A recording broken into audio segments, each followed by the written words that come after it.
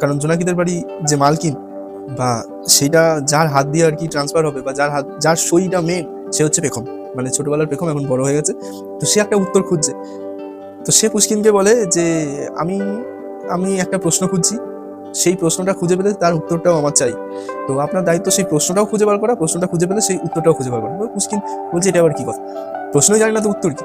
তো বলে হ্যাঁ, এটাই আপনার টাস্ক, আপনি যদি এটা করতে পারেন তাহলে আমি সই করে দেবো, আর নয়তো ওই বাড়ি আমি বিক্রি করবো। তো এবার সেই কোশ্চেনটা কি, সেই কোশ্চেনের উত্তরটাই বা কি, সেটা কোথায়, মানে মাটি খুঁড়ে বের করতে হলেও সেটা করতে হবে, মাটি খোঁড়ার একটা ব্যাপার রয়েছে। তো আমি একটা হিন্ট দিয়ে দিল। তো মানে সেই জায়গাটা চোখে জল এসে পড়ে আর কি, একদম শেষের দিকে মানে গুজবাম দেয়, এখনো দিচ্ছে আমার। তো ওই জায়গাটা আলাদা, ওখানেই গল্পটা সার্থক হয়ে যায়, মানে ওখানেই গল্পটা ভালো একদম মানে এর আগে যত খারাপ লাগা ছিল ওখানেই সবকিছু মানে একদম স্নান হয়ে যায় আর কি। তো দারুণ শেষ দিকটা, প্রচন্ড ইমোশনাল শেষ দিকটা, মানে আপনি চোখে জল ধরে রাখতে পারবেন না, কারণ ততক্ষণে আপনি সব ক্যারেক্টারের সাথে নিজে রিলেট করে গেছেন। তো মানে তখন আপনি ওদের মধ্যেই একজন ভাবতে শুরু করবেন আর কি। তো জায়গাটা খুব সুন্দর, খুব খুব মিষ্টি, খুব খুব হৃদয় বিদারক শেষ দিকটা। আর মানে সেখানে জোনাকিদের বাড়ি রয়েছে, সেখানে একটা অতীত রয়েছে, মানে সেখানে একটা ফিউচার রয়েছে, মানে জোনাকিদের বাড়ি এরপর কি হবে।